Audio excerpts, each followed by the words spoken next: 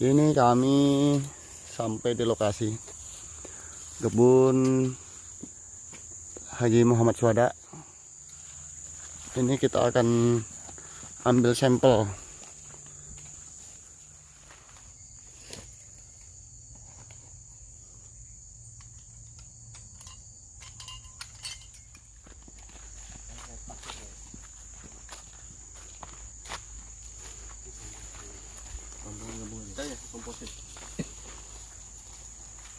Oh, ini sebenarnya bagus bagaimana mupuknya. Rutin kah orang yang mupuk ya? Perangkat ini sebenarnya ini perangkat sangat sederhana untuk melihat ketersediaan unsur hara di tanah kering. Namun nanti penjelasannya disesuaikan dengan jenis budidaya yang dilakukan. Untuk sampel yang kita ambil ini adalah budidaya kelapa sawit. Dari budidaya kelapa sawit ini yang kita ambil sampelnya, kita akan melihat parameter yang kemudian menjadi peran utama bagi penyedia unsur hara. Yang pertama itu ada yang kita ingin lihat itu adalah tingkat keasamannya. Dari ini warna yang ditunjukkan oleh reaksi ini menunjukkan reaksinya ini agak asam pada kondisi pada tanah yang kita ambil. Yang artinya ketika kondisi asam ini kemudian dibiarkan berlarut-larut, dia akan mengganggu proses penyerapan unsur hara. Kemudian bagaimana sih dalam menentukan kemudian ini menjadi netral? Ini bisa diberikan reaksi kapur. Dia sampai berubah warna menjadi hijau.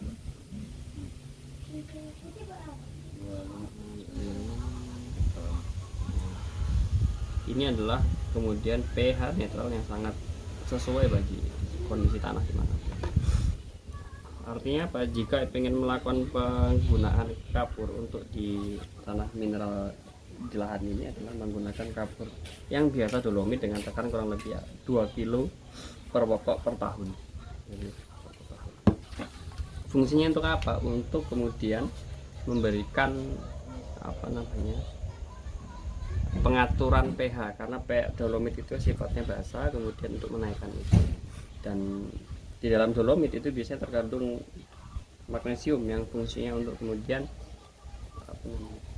memperbaiki kerusakan daun yang ditandai dengan kemudian kering-keringnya daun pada bagian ujung pelepah.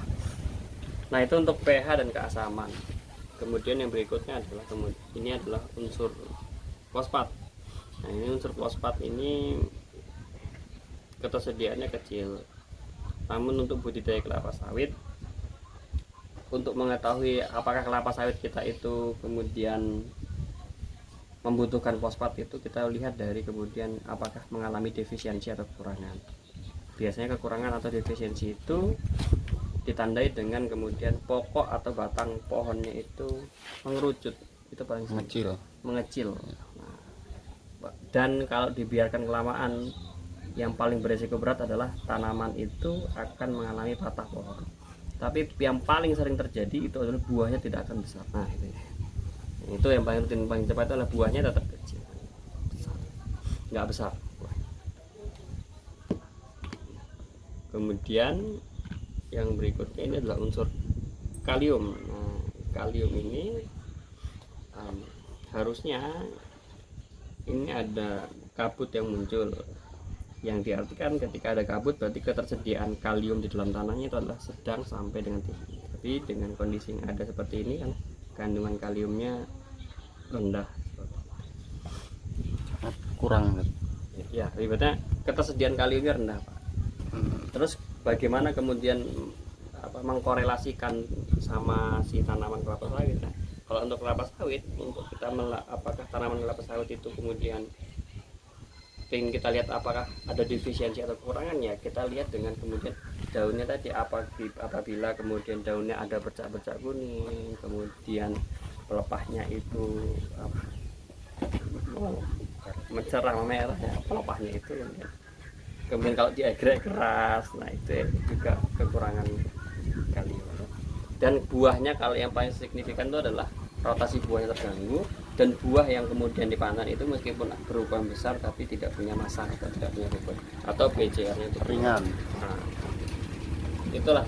Nah, kalau untuk di kelapa sawit itu paling tinggi, paling bagus adalah kemudian memang meninggikan atau meningkatkan profesional untuk penggunaan atau pengaplikasian Kalium. NPK dengan dosis kalium dengan tinggi, ya, seperti itu. Tapi untuk kelapa sawit dengan usia kemudian 8 tahun ke atas ya menggunakan komposisi NPK 13627. Tapi ketika usia tanaman menghasilkan 1 sampai dengan 7 tahun itu paling rekomendasi adalah yang 12 12 17 2. Nah, habis 3 ini yang berikutnya adalah bahan organik. Nah, ini bahan organik ini ditandai dengan kenaikan busa harusnya, tapi dengan kondisi yang ada, realita yang ada di lapangan, memang bahan organiknya sangat rendah, tidak ada busa yang muncul. Yang ini ditandai, yang artinya tingkat kemudian ketersediaan atau mikroorganisme di dalam tanah tersebut jumlahnya itu berkurang. Ketika berkurang berarti itu proses dekomposisi atau penguraian bahan organik yang ada di situ itu berkurang.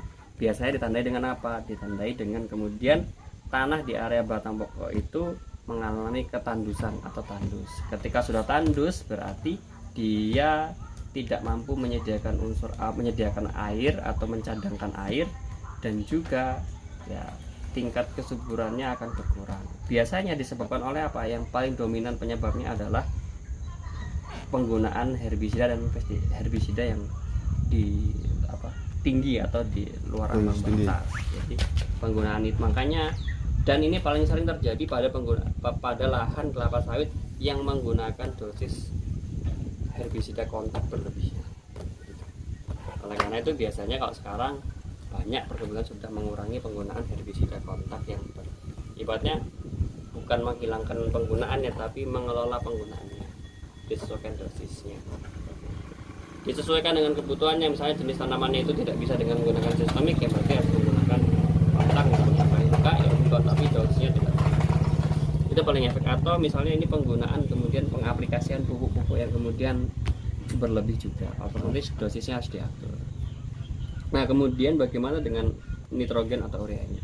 Nah nitrogen kalau untuk menggunakan alat ini tidak bisa mas. Jadi nitrogen itu paling mudah untuk diamati itu tadi apabila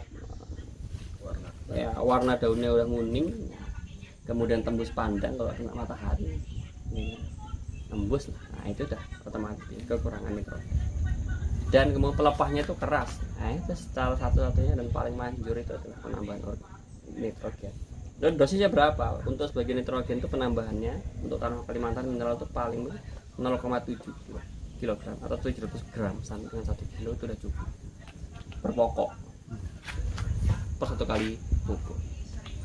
Jadi urea itu disesuaikan dengan kebutuhan, artinya itu kalau dia tidak mengalami defisiensi nggak perlu menggunakan urea tunggal, cukup dengan NPK. Tapi ketika mengalami defisiensi dia harus menggunakan penambahan urea. Tapi rata-rata masih perlu penambahan urea, tapi dosisnya itu yang tidak sampai 2 kilo yang kita 700 gram. Kalau dari segi keseluruhan tadi memang pohonnya itu sebenarnya sudah cukup. Nah sebenarnya kalau dari keseluruhan itu ada yang harus diperbaiki sih Pak. Mohon maaf, yang perlu diperbaiki adalah teknik panen. Jadi dengan tadi banyak proses panennya itu memang ya, turun pelepah, turun buah, dan memang menyebabkan beberapa pohon itu terindikasi nanti yang akan mengecil semakin lama. Itu sih yang paling pertama. Dan yang paling utama adalah memang masih banyak beberapa yang belum dipruning. Jadi baiknya itu pruning sama menurunkan buah itu dipisah. Jadi pruning sendiri, menurunkan pelepah itu pembersihan sendiri, kemudian ketika manen ya yang diturunkan buahnya yang diutamakan. Apabila memang tidak memungkinkan kemudian pelepah bisa bertahan ya misalnya harus turun ya monggo nggak apa-apa turun, tapi ya harus dibatasi gitu. Dalam artian harus terjaga jumlah pelepah dalam kondisi tersebut gitu. Jumlah pelepah yang tersedia itu berapa? Paling tidak itu di kisaran 48 sampai dengan 55 pelepah itu harus terjaga.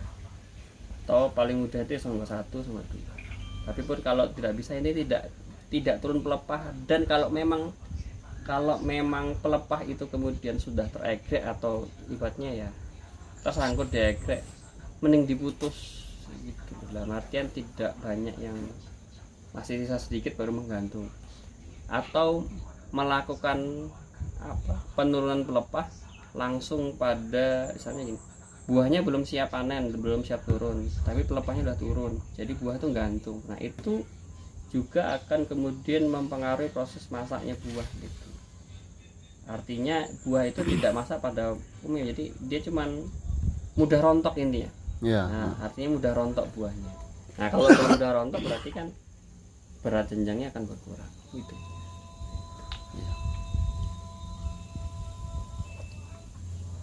Itu boras kalau memang ada terindikasi kekurangan borak dengan yang tanda-tandanya itu ya, kalau ada kering atau mengerinting. Tapi tadi saya lihat banyak yang tidak ada, artinya tidak mengalami kekurangan borak. Ya tapi kalau dari tadi semuanya yang perlu diperhatikan adalah memang proses manennya sih. Ya.